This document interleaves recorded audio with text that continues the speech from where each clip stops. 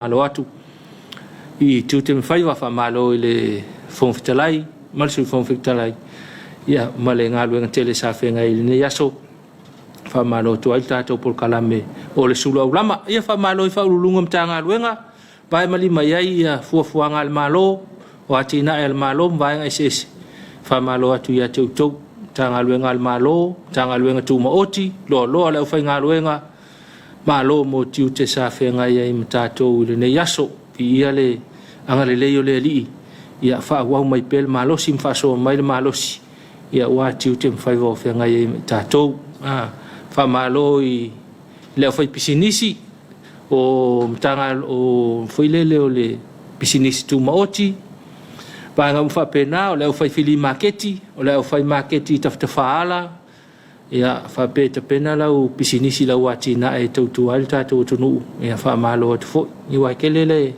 tele ana I malo le tunu fa ina ila tu wati na e so ani ta tu tunu pole ya la vale ati na o le fa malo le mo to I le tau ina le tatu tunu I so stafa e lango ai ngal malo pitola o le malo e tau ina tatu tangata ia fa malo atu ya tu fa malo le o veta vale ave pasi ave ta vale la titi fa malo ati fa ta vale ta vale la iti I tonu tal fa dai pia ia wa fa solo fo inu itua ia wa ia fo ia fa ta vale la iti o ala o nanga fela o ino le malo le tunu ile tai male tai fa malo atu mo to o le ave kiliva o le supermarketi ia po le wholesale o le alo tiliva o lo kiliva o lo ile inu itua mtatu fa le o lo fa malo atu ia te utou ia fa malo ile ave pasi ave ta vale le pasi ma le fai pasi pisinisi pasi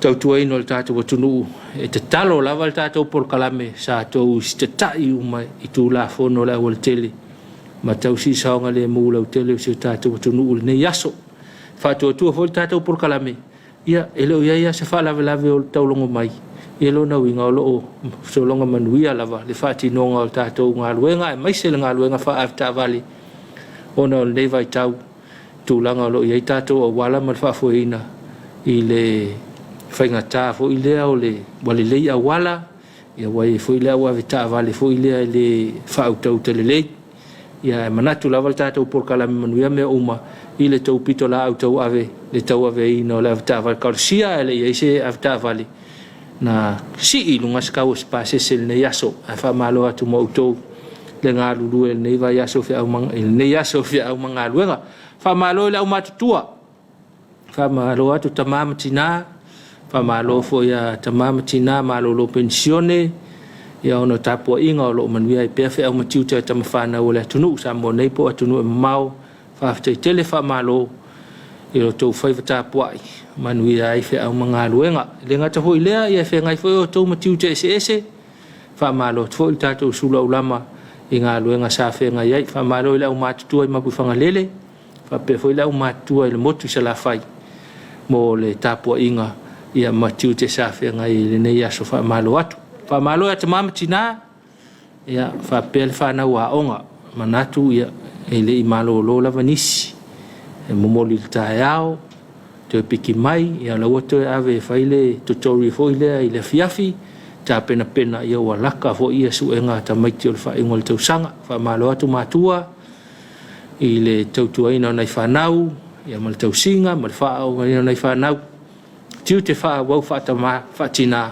fa matua ia wa se lumana I manuia na tato ainga ia fa pe fo inu e kalesia male malo fa moe tato fanau ai tauia ina ta poilele tauia ina ia foilele tali mai fanau I le koinga kali foilele fa malia ina le tautinga le tausanga toa te pena le aonga taau to mai la fiafi fanau ia fa maloa onga ne yaso ia talusia sa mantua o to ngalo tela ma tu to fai ia wanga luenga lo fenga ia mautou wa onga suri ke wo onga lu wa onga lo fenga ia mautou to anga le onga fanau ko anga fai me onga pawana al tali le tal masine ina matua al tayao ile ala usul tayao ia male versia tu le fiafi o le mai o li poki mai o le lisi o ka meki o le mau al whailonga al whailonga tausanga ia filo mai ai lo ingoa ma tua i fia ta mama tina ua tauia ngā luenga le tausanga atoa whamalo mo utou ia ila tau sa to anga i le aonga ma ila tau sa le to anga tele le aonga whamalo mo utou to anga i whail mea aonga whamalo foi mo utou ia e wha le fia tele whail mea nao le mea aonga whamalo atu le tātou Suluaulama mo utou whamalo i le au tausi ainga fi taitunga li tausinga o tātou ainga upu whai o tātou ainga poto le ainga lau tele ia sao ainga o latou whaiwalo filima lea tausinga o tātou ainga ia te utou o tu le foe e vaina i tātou ainga le whaingo fia foe le tau tiute whamoe atu le ainga i tau whaingo whai ma le tau pulenga ina ia solonga le lei ainga i le taimi me le taimi ia maupopo le ainga maupopo le kalesia ia maupopo foe i maninu whamalo mautou whamalo le au tautua whamalo i taulelea au manga malo si o tātou ainga ia mo fe au matiu te sa whengai le yaso mata hoi lewa yaso la tau ia le vela le la tau mo utou ia wai whai ngā luenga i whafo le la ngā tanga ngā wino le vau ia whapea fo il tofu wino ngā teifale wa tautua ina ona i tātou ainga ese mai le tautua al vaenga le whai ngā luenga ia masai le atu isi vaenga so ani la tina ino ainga o nuu mai ka le sia e whamalo atu ia tautou whai mo tau whai walo whilima le vaenga ona i tātou mātua ma le tau singa o tātou ainga i le aso ma le aso ia au tō wa mai le si vaenga le ngā lulua i ofisa ngā lua ngā le malo ma company tu ma oti wa fo i le whatau nui na le la tau tua whamalo atuai i tiu te fo i sa whenga i mautou i le nei aso whamalo ia te oele nei ngā lua i whafol nei aso atoa le au ka muta ia o si vaenga le ngā lulua i le au tawhale au le tele le ngā tele moa ingo le vao to e vaenga o le pou moli o le pou wila whamalo i le vaenga o le ka ua awhal masinga oi whamalo i le au vaenga le o e tusile mita o le vai pe tusile mita o le tise le whainga luenga i whafo whamalo atu tātou por kalame le Suluaulama ia te utou whainga tāle nei taimi whaisi vela o le la ia koe au dia kai au whapelenga ngalo lau pūlou se me whamalu i le la one ngalo tae au nei vaenga na mo le silfia tunu whamalo i tātou paanga malava maua mai tātou Suluaulama e le ngata i samo nei whaapea tunu e mau whamalo atu i atu le manua whengai o tom Tapuaiga o nei aso sapati le ngata i lea Hawaii, Amerika, Alaska o le tūlangi le na whengai o tau ma le whamaluina o le aso sapati o leli i le aso whamalo lava mausina malo longa whaasina ngā malosi i le ngā luenga lau whai ngā luenga whapea fo i malo longa mai whiau ngā luenga whamalo atu le tātou por kalame le Suluaulama le ngā lau tau whamalo lea mo i lātou umalava ia sa whata o to lia le te yaso wa le langona le malosi ia wa le inga le whaawawinga tiute ia whamalo atu mo o tau ia a whapea o le au vaenga fo i lea wa whaisinga tinga ina lai titi ia le au vaenga fo i lea wa mana o mia le anga il whale mai le au vaenga le utao fia ia o le whamalo nei mo o tau malo tali tinga ia le ua ala inga afia i whaamai o le nei aso i ngase o le nei aso le mawhai ai lewa noa e whaatau nua i tiu te mawhai wa o na sai tātou ia whaatua tua i le mana whaamalo lo le ali ala mai ana tong fitinga i tamaitai mali fo mai ia whaapea fo i tau la sea ma vaenga mu whaapea na le atoi mai le malosi ia wai a tiu te mawhai wa o lo whenga iai mal wala uina le ali ia polea lava le tafa ngā malo atu mo utou taliti ngā i vaenga umana whamalo mo le au tapalolo le kai au sole mana ia le tele mai o palolo pe a whapea e sao nei vaenga ia e kuifo lungo le tātou penga te whailang ai mai se lava mo tele sa la whaile ma ua na tai palolo pa ia tu fo ia fe lolo fo il palolo se mato no le o le fanga nei taiao ia pe ia laki ona fa ile to tele la to sa usul nei taiao e fa malo atu ile ala usu fo ia fa ngatal nei mtai ai le tulu tau sanga malava ia pa ne masina fo tai tatou te whaatalitali fo ile mo le tau sanga mu ia oe ia mawai fo i se i na i o le tau mawhitanga ta mamatina na nei ia ona o le o lo wala pō malo matala e te usu e tare palolo i le tai au nei hoi o le palolo i pei o le te whalongo i aso ia o le fo ilele o le e tamama tina o le mele sa fa onga ya se nei ainga ya soia fa ai mai se lava ia tatou ye tatou te no folata i le waenga le tai le ia mo te le sala fai ia le ngata fo ile a no tu mta fanga i tua no tua i nei polu nei e wale te te wa pe ia o le talol pololo ia mo tingo fo wa lua singa nei ainga sa umale of pololo mai tua po sa vai i nei talfata i opia ia ya lu malau fa taunga la le me maua nei ainga lo inei o ai fa ngata na o la to ta pololo ia o fe tawa inga fa pena ke le lo po ko ku ngai kai ona o ia le lo ia ele o to tupu ia ona me foi lele ia o tele na fa tau ta to pololo i tupe ia o le to si ai ainga pe o le maua nei tam to ina nei tamama nei tina wa lango mau mai tia nei tatou matua sa asa mai ia pe o mele sa fa nga la ko fe sia ia ma nei fo ile fainga ta lol palolo ia lu le asinga la to yo le ainga i tau sanga uma ro nga fa luang ka palolo ia fa lu fo nga asinga ia ainga ia nga fa pena ia tar sia mu o ia pe fa pe na fa pena le asi fo le o le ainga ina wo manuia lo fai val town ia fa malo atu tatou Suluaulama ia te oe lea sa manuia la wasu ana le la i le maua le tātou palolo a tonu fo estaimi ia ta whasopolia maua fu il tofo nei masina ia fai leila ia le ka palolo ka penga i le masinga fou ia nga unga saungi ia usu lo e tal palolo ona ua misi fo i le nei masina o le whamalo lea mo le loa loa le tātou tunu i tiu te mawhaiva sa whenga iei o le whamalo mo le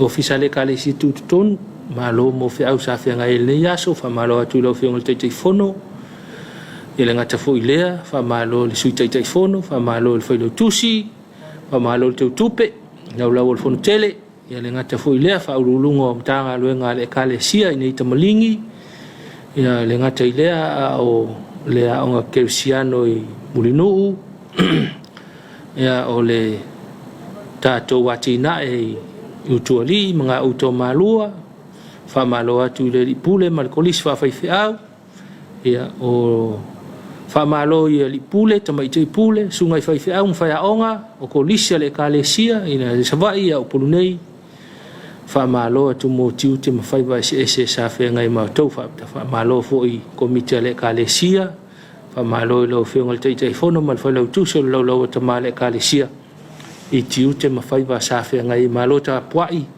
ia malo foi i fe au sawhia ngai mautou le nei aso wha malo atu le al tātou pol kalame o le Suluaulama i tiu te mawhai wa kere kia wa misi wha malo i le wha malo i tina le whono tina la tō au ofisa foi nei funga whaleono ia wha malo atu au tau tina o le kalesia tina tō i ina ia le ngata foi lea o fali tua le whinga luenga ia lo nga whama tiute i le nei aso whamalo atu tātou por kalame le Suluaulama ia teu tau la whaista tau malo longa toi fo i mai ia o na whaawau le tātou por kalame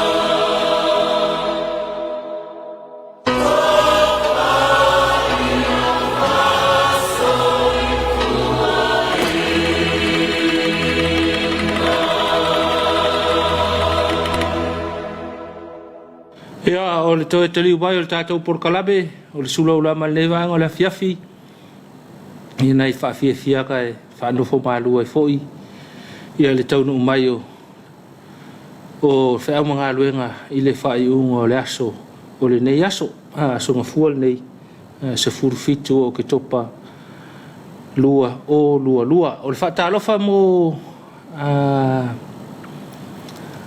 o ngā whaafaifi au le tātou tunu sila mai le whaafifianga na le te lo se moa ia whaamalo atu i le tātou kolisi te lo se moa i moa whaamalo atu i le pule ma le ofisa ia whaapea fo i le nofo a whaiaonga le ngate leo ia o le nofo a vsenga a le tātou kolisi te lo se moa whaatalo fo i le kolisi whaafaifi au i piula a le kale se metisi whaatalo whaatu i lau sunga i le lipule lau sunga i le whaifiau whaiaonga ia whaapea fo i le loa o le kolisi piula sunga i whaiaonga ia whaapea fo i le nofo a vsenga i tausanga te itasi i le kolisi whaafaifiau piula o te manatu e inisia o whaafaifiau ia le o maua le tātou porkalame ia whaapea o maua mai ia o le whaatalo whal nei mo o tau so se aonga whaafaifiau le tātou atunu ia whaamalo atu le tātou porkalame o le Suluaulama mo o tau o loa o tau ina ia awale talalilei ma le ngā luenga le atua au whai ngā luenga whaailoilo ngā luenga le atua i tausanga o luma ia whaatalo whaatu mo o tau i le nei vaenga le Afiafi a whapele wa tāpena tianga i le whale ia o le tua lalo le tātou porkalame tau tua nā lau saunga le mū lau tele a lau saunga le mua me sea lunga lau le tele tau ave ma le whaau tauta ma le whae tete lau sā a wal whae sawa sauna ina muli le sawa sawa whae tapula o le awala muli whae sino i me whae ilo lau le tele whae sino mai le me o le awala la pi o le pionga ia lo inga tau na whae le mū lau ta avale e lis ta avale fia whae alu le atoa pe a pi o lau le tele ia na foi fia tipe el ta vale il vaenga na tele na vaenga foi le atono foi so il tatou avita vale ma balo tatou tu no tatou pa anga o le me foi le o lo wala ku ki pile lo dikele a me sia tatou foi le tamaita vale la iti mo le sila fia o le pasi ma le loli o le pasi la pa sese ia o le loli tu nga loli foi le pa o se fulu ma loli la popo o ta vale la popo na e mana o mia le umi o le taimi ta fiofia i lona winga e wale foi le fa uta i tatou ie le lau tele o tatou foi a ta vale a fa pele o se felo pasinga o le loli tele ia fa uta lo pasinga wa le anga ku fa fo se le loli a le va la ta mono ta vale ona mo mafa e mana o mia singa kai mi umi e ta fio ta vale la po le ina i te wa e ka ko ele a ko kele kemne na tailo ina ile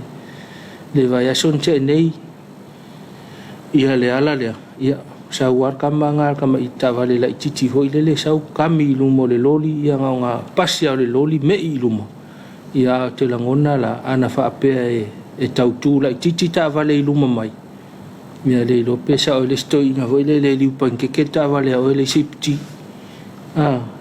ia wai o te langona ya u ia le va o ta vale le na e me ia i luma ma le va le lodi e le se te me tu le lodi pe na fa pe e tu ta vale i luma mai o na o le loli tele e mamafa ia wala talata te le lo ta vale ta voile le tau ane ai mafa o fa o ta tu o ta vale ile na mea ia ona le fai ngofia foi mo le ave lodi e tele o lo atu le fai ngofia o le tūlanga na ona tau tawhio filta vale la po o le lori po le pasi e sefe ai lau ta vale ma sefe ai oe ia pea tupu nai vaenga na atonu e fale ango ke le kako ia a ta ua foi a va pe te whelua il ta vale la titi a e la kalaka ku il ka vale ke le ia fuafua ane lo taimi fuafua ane le va ia fai ona saonga le mu nge ke uka fafo se ke fiu e whakarit ke me ta o fele lori ma le pasi ia ona vavara lata ia na afia leo nisi vaenga whapena a ole tu lalo na tatou tunu mai se lava latou e whea i ta vale ina ia whaitete tatou whaitete ia tau avino tau le anga il fale ia le whaitale mai to ina malom tua ia le finem tamaiti ia tau nu manuia lau whainga malanga il fale ia la ilo whautau tau ilungo le au le tele wha malom tanga luenga leo leo ne yaso foi whatinonga o la tau tiutem whiau me se lawal whaso ino ta avale tal whatai ne opia le ngatai li tai au ia whapea le afiafi o le te me tu aia onga mwhasolo mai mana wanga luenga whamalo i le komisina sui komisina ia whapele lo lo tatou mtanga luenga o leo leo whamalo pia mo utou o nol vainga o tatou saonga le mu ia le ngatai leo le whamalo i mtanga luenga o le soifu malo lo ina ia le ngatai o le vainga o le soifu malo lo ina lau telo le tatou tunu so se ngase mwhalau ilo ese ia o lo ngafa malatou ia walawa le malolosi ma le soifo malo ina le leo le tatou tunu vaenga whapena ia whamalo ai mo utou o loo ia i tiu te mawhaiva mga rulue i le tatou mtanga ruenga o le soifo malo lo ina whamalo atu i le ofisili o pulenga ia po ai o loo tu le fol ne vai tau i le ngatai lea o ofisi lango ia ma le loa lo mtanga ruenga ia ma fuilea ma vaenga ese o tatou mtanga luenga o le soifua malolo ina malola ma mo tiu te whaatino le ne yaso ia mai se ai o le ngā luenga o lo whaiwhai pia e tau longo le tatou atunu tau tua nā tatou atunu o lo tele nei whaamai a fia tatou o lo iai fo e koviti ia vai talifonga whaataua pe tatou talifonga ia o le whangu fo ile tawhia ao ia le ngatai lea ia o le nofo vava ma tau si leile va ma se lava pe anga ino fong faitele ina ia malpuipui pe tatou a whaalongo tu lo le malosi ia si leilo wale vai fo mai vai leilo fo mai po le asfautuanga mo oe a wale misi le ngofula au fa pe o le ngofula au ia ngofula au o le misi le ngofula au o no le tele o fa mai le vai tau ele sko nga kama fo le ngofula au le tfao pe ia le manga ia le menga a o inu fala au no fo le fale e malo lo le ia te lango na ni sio ngase ia ma fu no le laval malo lo tato laval malo lo laval moe fa misile e va diskemi ia e laval le malo lo le fale ia ne mal pu ia malo lo ina le il tele fa ma io lo fa nga stato tu no ne vai tap e foi ke minga e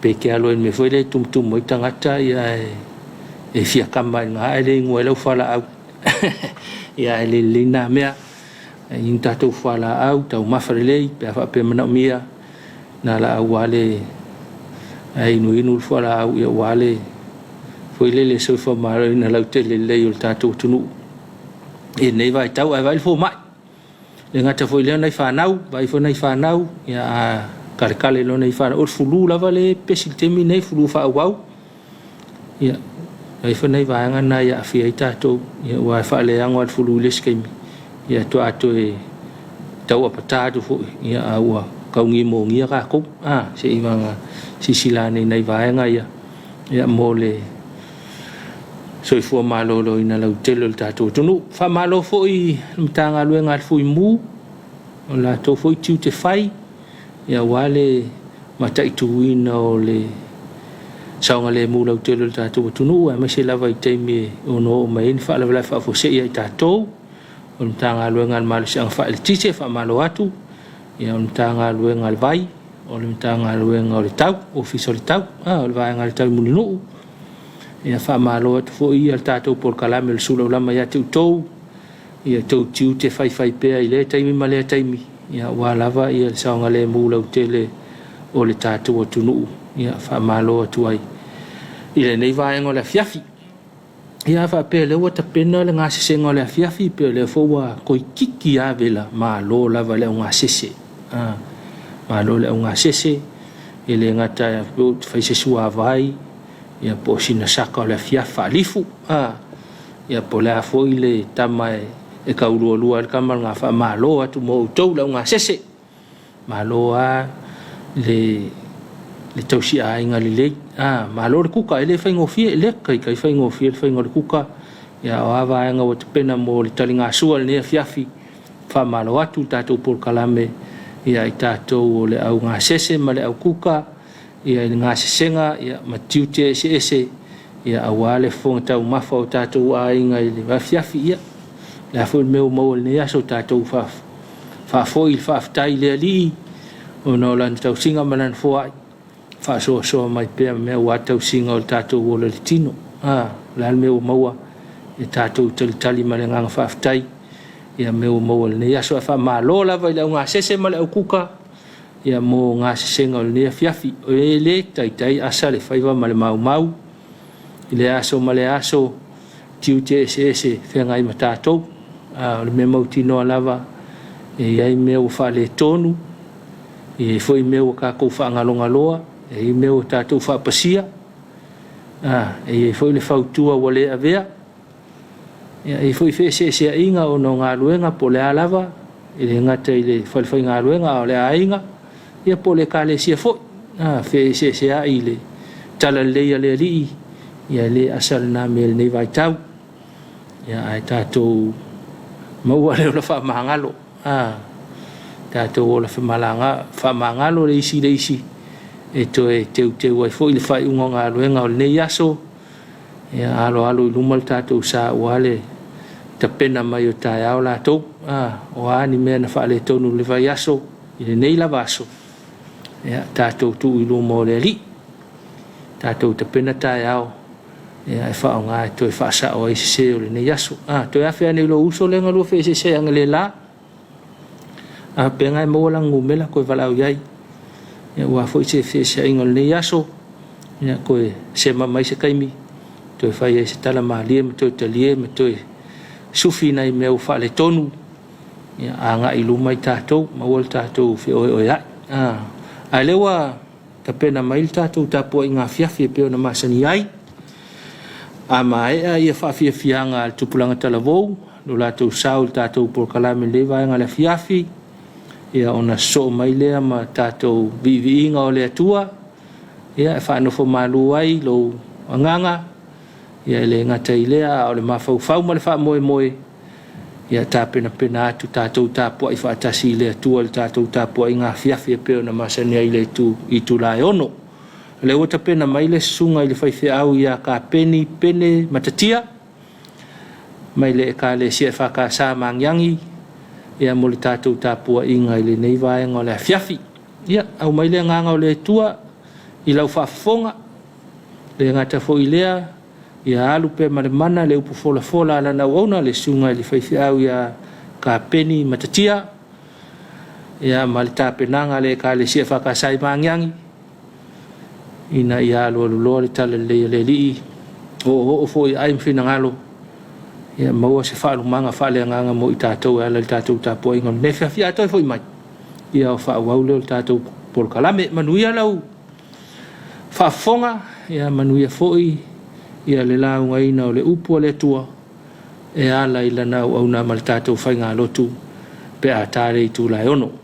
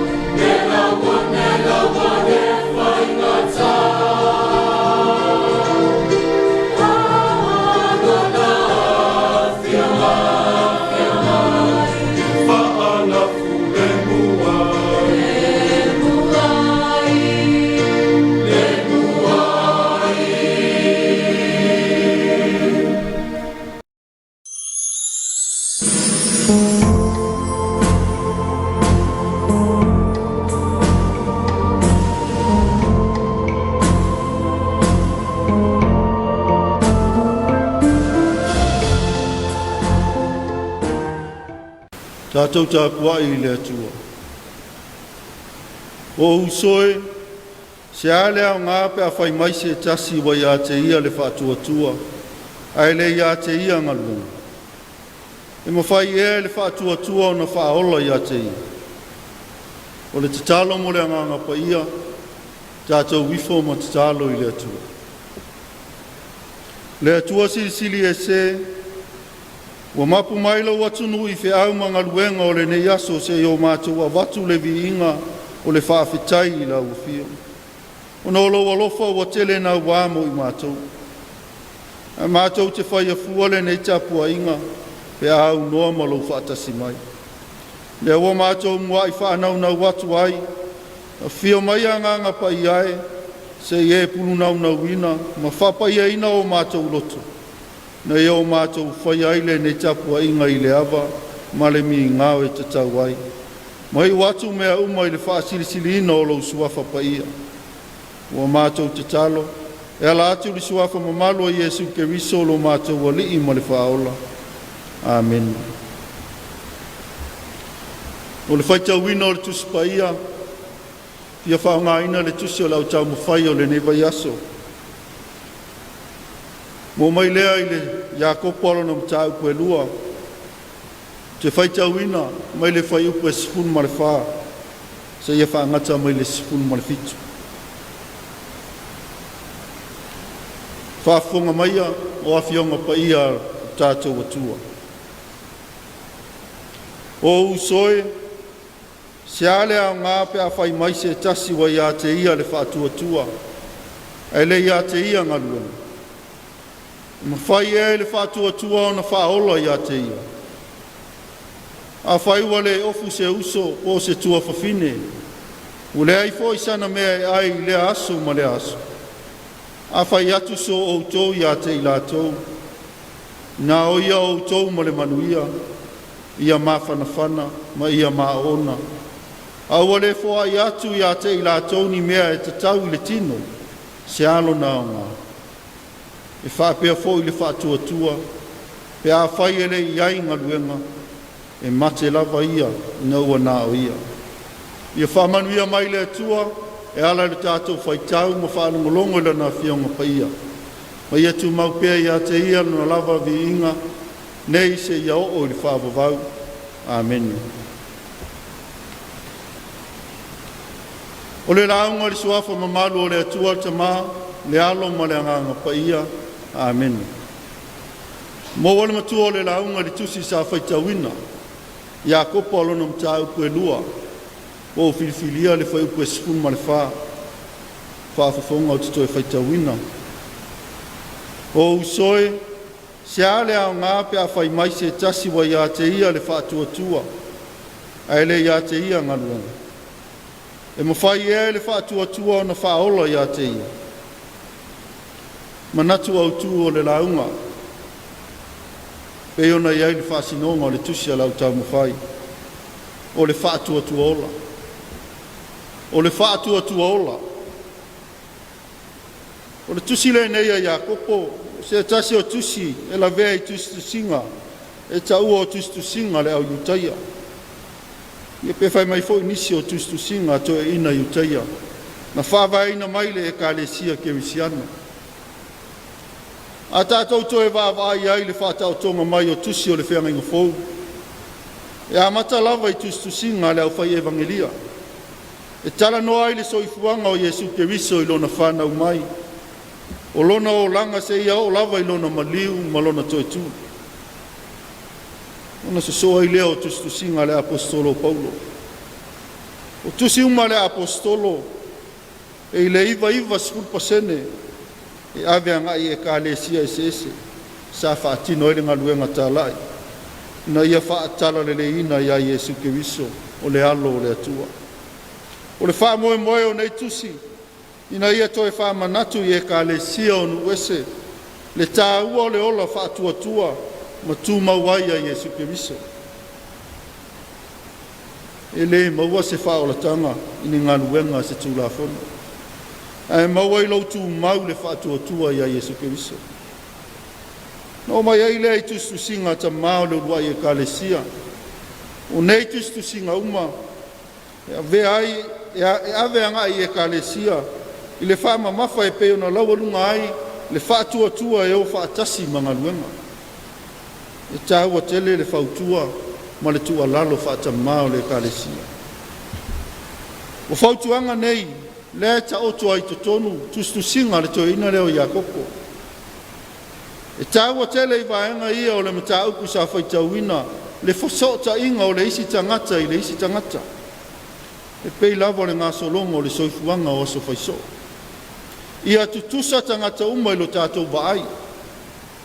Aua le si i le isi tangata e whātua na i le isi. Awa e le isi tā pula o ngā luenga le lei e te whaia mō lotu aoi. O loa tangia ai le whātua i le atua. Wa fai mai fa mafo o le tusi o Iakopo o le whātua e iailo na tino.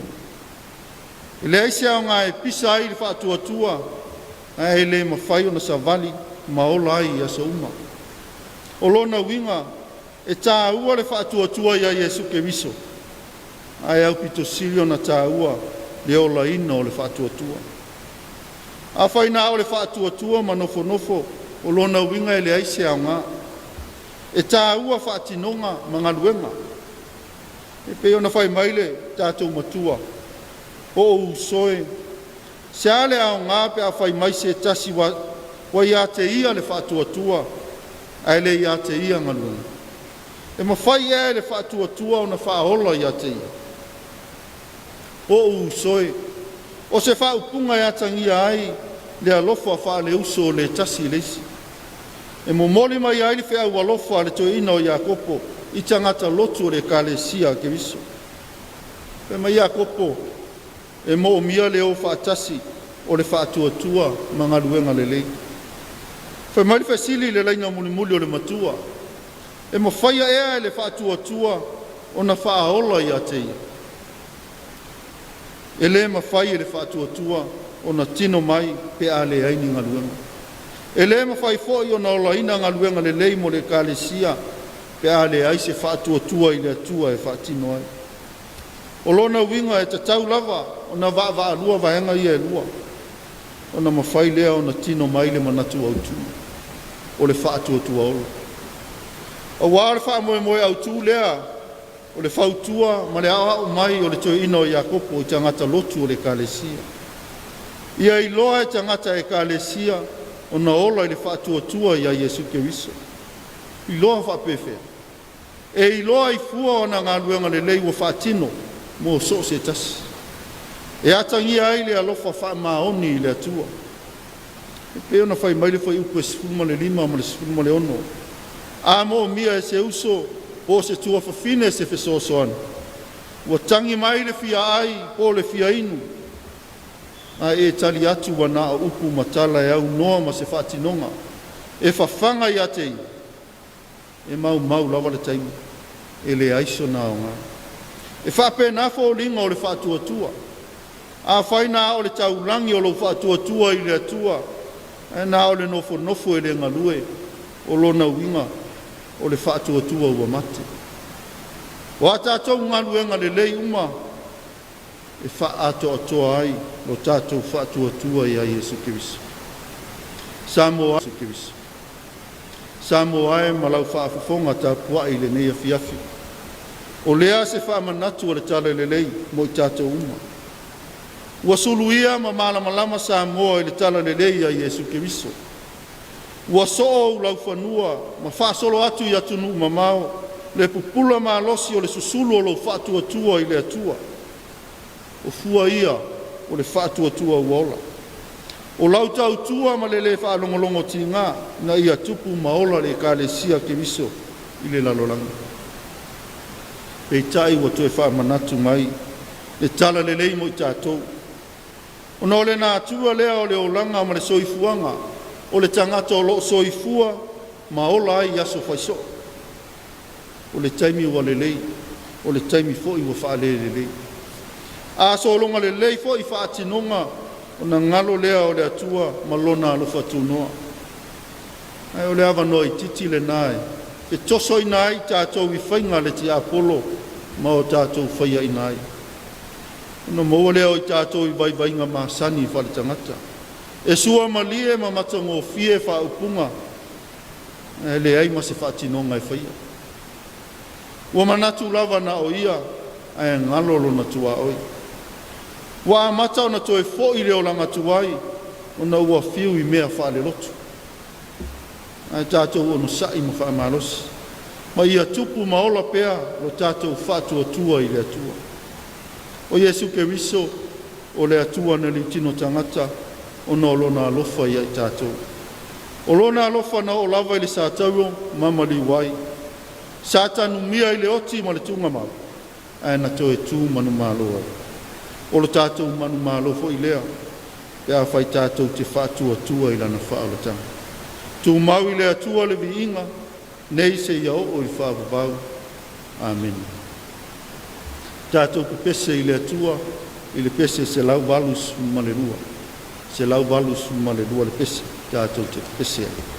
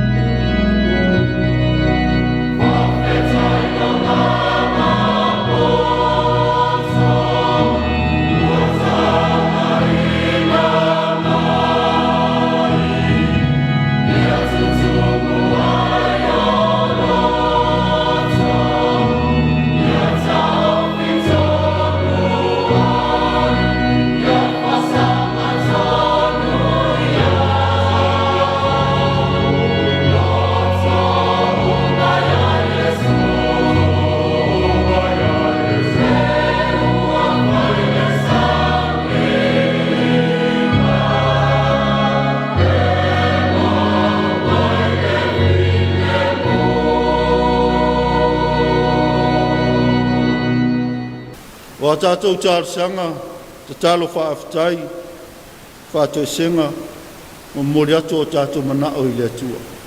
Tātou wifo ma te talo I le atua.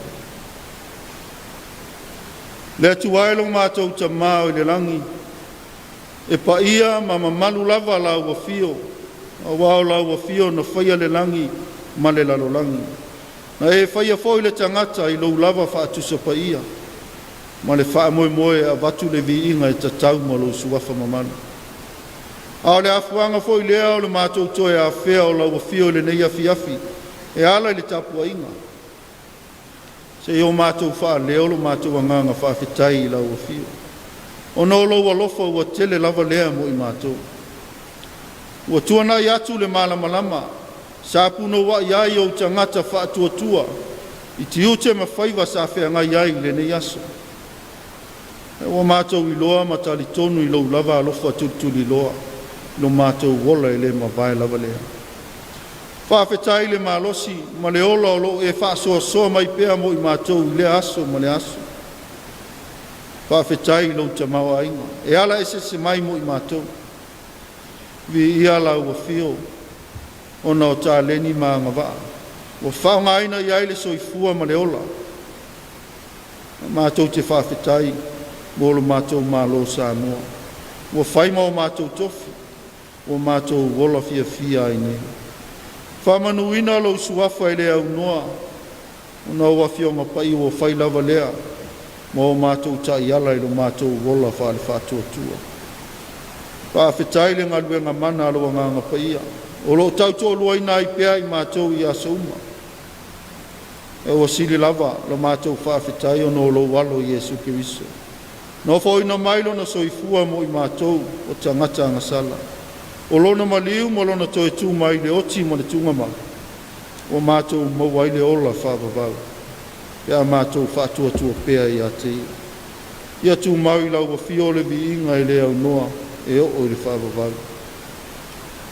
Le tuami o tō nue. O tele lava lo walofa mo I mātou. Ai wa le tusa lea ma lo mātou tali atu I lau wa fio. O mātou tau tino I mātou lava. O se whanau anga sala. Whamangalo I mātou I o mātou manatu, whale tangata, waafi ai le moni o lautala le lei. Whamangalo le ola tusi lima, ma le vai mawalalo I nisi o mātou uso a tangata. O telefoina mātou whaatumutumu lima, e au nanga e ofoina mo lau o fio. Le ala leo o mātou te talo atuai I lau o fio. Ia e alofa ma whaama ngalo I mātou, ma lo watunu atoa. E ala le toto lo lava alo pele o Iesu Kiriso. A o mai pea la ua fio, e iau mātou maua, le lotu salamo whaamao. Le atua o manuia, o la ua fio e mali ai o mātou loto I mea le leuma. Whamanuia I se o mātou malo Samoa, mai lava ina I o mātou tina, matama matutua. O I lātou o lo lātou pō le whala maula le mulila. A o whea ngai ana tama whanau, so o se ngaluenga o e whao ngai na iai. Whamanuia I tai whale kālesia, tai whale malo. Ia taula whai uma, I le anganga, o lau o fio. Le newa yaso mona fuafuanga uma, e iai pea, lo mana la vea I se o mātou wola vai. O ai foi o iai le loi mata malingi o no lau wala au pai. Ia iai le au wha ma whanawhana o lau fia. Le lalorangi vevesi I taua mu vai inga. A apa atu iai lo au wha ma lolo. O ia mātou te talo, wha atasi ma te talo le oi le loto tangata lava ia. Mātou te ofoi nau mātou I lau fia. Whaia lau fina ngalo, aua o mātou loto. O mātou te talo, e ala lava ia Iesu Kiriso, lo mātou alii ma le whaola. A le manuia ma le file mua la ua fio le atua lo mātou tama. Le alofa sili ese o Iesu Kiriso, lo mātou alii ma le whaola. Ma le mafutanga le motusia ma la ua fio nganga pa ia. Ia tu mau mai I o mātou lunga, ma lunga o lau fuafuanga I le lalolangi ato. Nei se ia o I le whaavavau lau. Amen.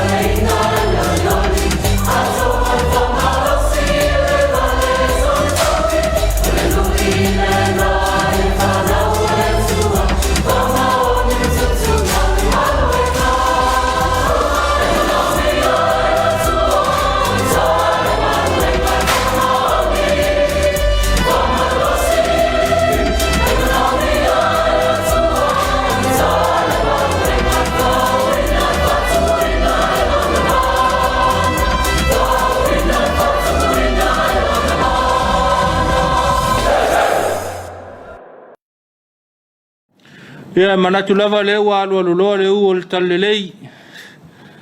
I le whea fola le nea Afiafi. E le whitaitunga le sunga le whaiwheau ia ka pene matatia. Ia ma le tātou Tapuaiga e le whakasā i mangiangi. Ia manatu foi ia ua i fotonu le fuiniu le lapa. E le wheau o moli mai mo i tātou. E ala i le launga ina o le finangalo le atua. I le tātou whaingalo to nea Afiafi. Ia whātungu pēle utu whaleanganga e lau sunga le whaiwheau ka peni. Ia maua pēa ia le mea alofa ese. Nganga tino mal mafau. Awale wala uina ngā luenga le atua le ngata i le ngā luenga le kālesia. Ia e whapea foi ia le wala uina i so se mea. O lo o whao ngā ina i le soifua ma le ola le newa i tau wha malo tā pena, whaftai sa auni, malo la aunga, whaftai mo tālu sanga. Ia e whanono manua i le atua, manuia mo Samoa mana tama whanau, ai mai se lava le e kālesia.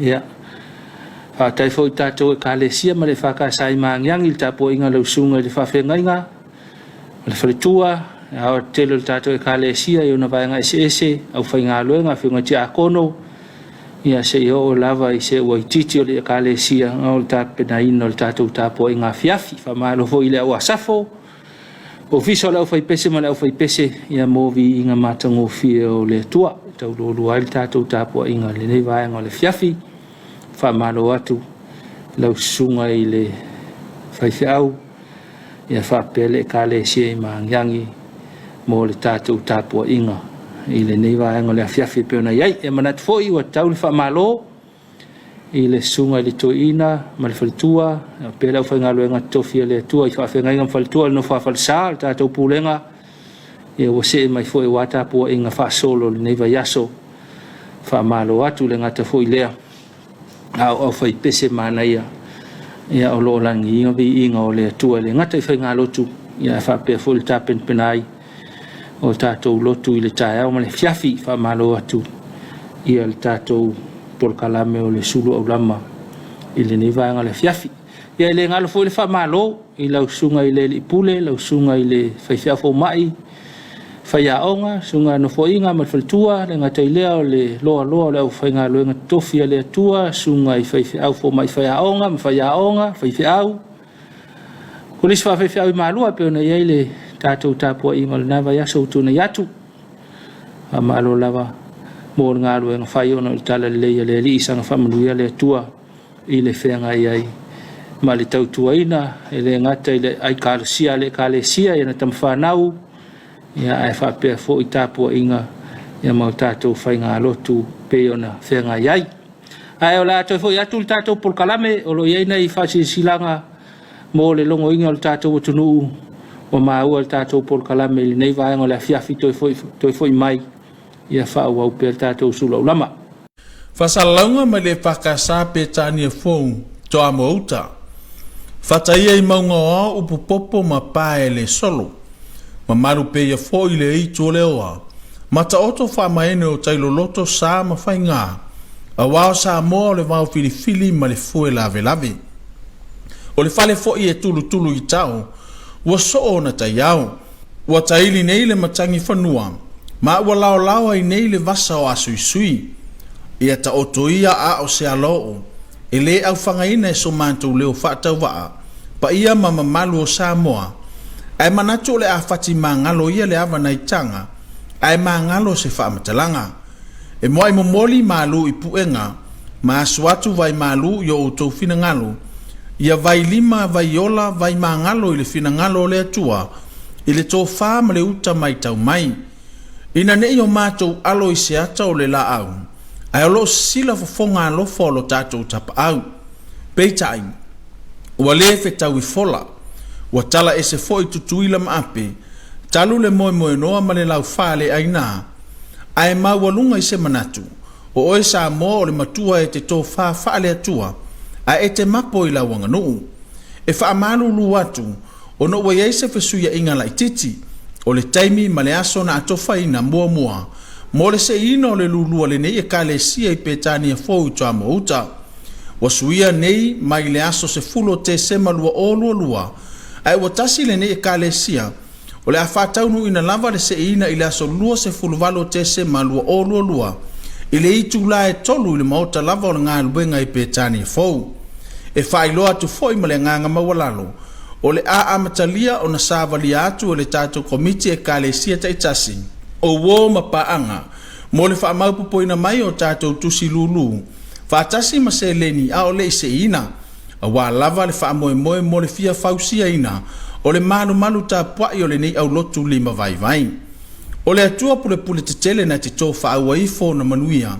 O toi whaatu tumu atu tamau ainga wa avesea. O no lo tō lango ma fesoa soani mai. I le whaatala ula atu o le nei ekalesia. O pua le tosi. E sili na manuia o le no te foai. Na ilo le na te talia mai. Whaafetai fesoa soani mai. Whaafetai lango mai. Sainia e noka po niu. Le whaafengainga. Ma le mamalu o le ekalesia pētani e fōu. Fasalaunga ma le whakasa pētani e fōu. Toa mouta.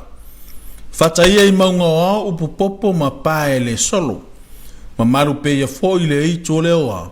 Ma ta oto whamaene o tailo loto sā ma whainga. A wao sā moa le wao filifili ma le fue lave. O le whale fō i e tulu i tau. Ua soo na tai au. Ua taili nei le matangi whanua. Ma ua lao ai nei le vasa o asui. Ia ta oto ia a o se aloo. E le au whangaina e so mantou leo whaatau waa. Pa ia mamalu o Samoa. Ai manatu le a whati mangalo ia le awa nei tanga. Ai mangalo se whaamatalanga. E moa i momoli malu i puenga. Ma asuatu vai malu yo o tau fina ngalo. Ia vai lima vai ola vai mangalo i le fina ngalo le atua. I le tō wha le uta mai tau mai. Ina ne o mātou alo i se ata o le la au. Ai alo sila fofonga alo folo tātou tapa au. Peitai. Ua le fe tau i fola. Ua tala e se foi tutuila maape. Talu le moe noa ma le lau whale aina. Ai mawalunga i se manatu. O oe sa mo o le matua e te tō whale atua. Ai e te mapo i lau wanganuu. E wha amalu lu atu. O no wa yeise fesuia inga la ititi. O le taimi ma le aso na atofa ina mua. Mo le se ina o le lulua le nei e kalesia i pētani e fōu toa mouta. Wa suia nei mai le aso se fulo te sema lua o lua. Ai wa tasi le nei e kalesia. O le a whātaunu ina lava le se ina i le aso lua se fulu valo te sema lua o lua. I le itu la e tolu i le maota lava o le ngā luenga i pētani e fōu. E whailoa tu fōi ma le nganga mawalalo. O le a amatalia o na sāvalia atu o le tātou komiti ekalesia taitasi. O wō mapaanga. Mo le whaamaupupo ina mai o tātou tusi lulu. Whaatasi ma se leni a o le se ina. A wā lava le whaamoe mo le fia fausia ina. O le malu Tapuaiga o le nei au lotu lima vai. O le atua pule te tele na te tō whaawaifo na manuia. O toi whaatu tumu atu tamau ainga wa avesea. O no lo tō lango ma fesoa soani mai. I le whaatala ula atu o le ne ekalesia. O pua le tosi. E sili le manuia o le no te foai. Na ilo le na te talia mai. Whaafetai fesoa soani mai. Whaafetai lango mai. Sainia e noka po niu. Le whaafengainga. Ma le mamalu o le ekalesia pētani e fōu. Ia toi foi mai tātou Suluaulama le vaenga le Afiafi. Whaafonga le tātou atunu. Ia inai whaasisilanga ma whaasalunga na ua longolongo ai tātou ia ua māua fo il tātou au nanga ma le tātou polkalame o le Suluaulama le vaenga le Afiafi ia pe ona whaaleo atu pea. Ia sau whaasisilanga o le nuu, o le kalesia, o le whaalapopitonga, o le ainga. Awa noa le tātou e whakasa TV mo le au nanga lea.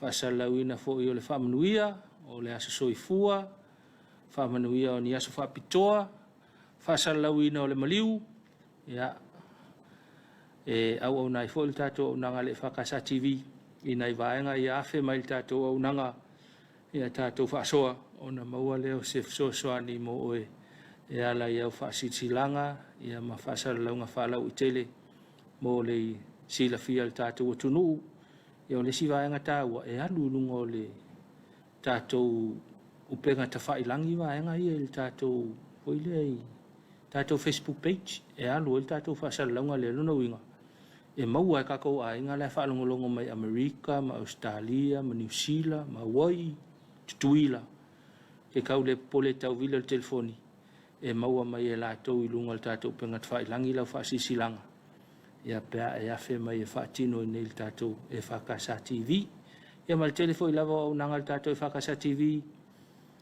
le silfia ia afe mai tātou talanoa i nei vaenga ia mo le sosoani atu fo i le unanga i ni ala e mana o mia i le unanga wha televise ia ma le au unanga le nei vai tau ia ai whasolongo le tātou porkalame le Afiafi o le tā le tūlai fitu o lau Samoa taulongolongo o tale vai whanua i le tātou loto i whale ia mai whai ungo le vai aso le ngata fo i lea a o le nei la vaso ia o maua fo i lau Samoa taulongolongo ia o al taulongolongo ina o le tātou atunu i so se tafo Samoa nei matunu e mamau a mai alea ia o na whafonga mai le porkalame whapitoa o le tātou palemene o le tātou palemene o le tūla fong whata ofi ia ma le pre-sitting al palemene le tai au nei tū whatasia lau ala ata EFKS TV ia pea mai al tātou porkalame o le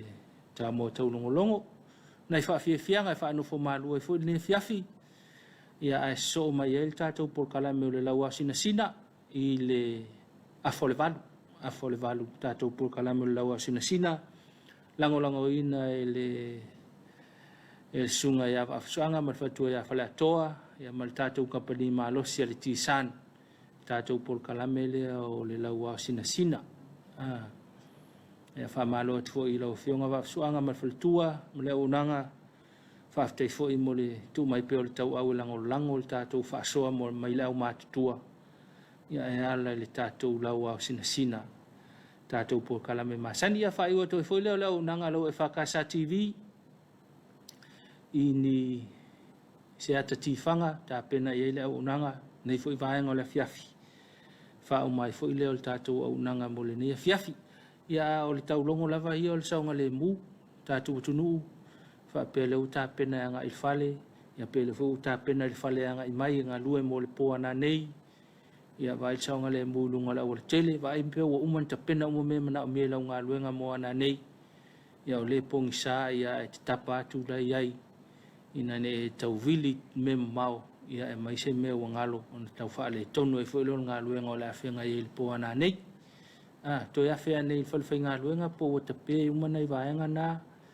ia ne e alu e se fa la velave e ona tu la mai o le saunga le mulo tele la valea tātou pāanga ia tunu e mamau, tau wha uma fui whiau mga luenga o le nei aso, ia vai lau saunga le mua wha pele ua e anga ia mata le sifi, ia tau ave le mulu ta vale mwhau tauta, ia e wha pe fui leu mai anga luenga, pe ua wha mai a, pe tau wha mai a fui, ia vai lau saunga le mua ngai ke ua koe pi o ale uru le whau wa uma nei aso, vai whanai vai anga na lau saunga le mua lau tele, ia mo le sila fial tātou atunu i lea o ia lau puatam whai ngā peo lea upu e kau longo al tātou porkalame wa o ia ni whaalawelawe o no tutupu mai ia e whai lele whaalawelawe o tātou ma whaunga le nei vai tau ia o tau a mata fo im tau sa whaase e nei vai aso i ona whi au mauna ngā luenga ia ai manato al tātou porkalame lea mo le nei Afiafi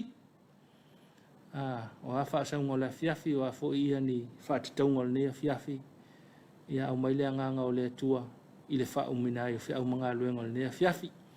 Wha sausaunga fōi ia iei pele nganga o le tua malona while mu, iei fōi lona whatasi mai i tātou tō whanga o le nei pō, ia wha silis tātou malosi, ma mole atu lo tō soifua mas tātou wola, au li atu, le aso fōu o lo whatau tali mai a tāi au, manuia la wha sausaunga, le eise tātou Samoa National Lotto le nei Afiafi, au tāi au, ia te langona e tau ana maua, ia ua fo i lau pepa le sa whaatau o le free hit.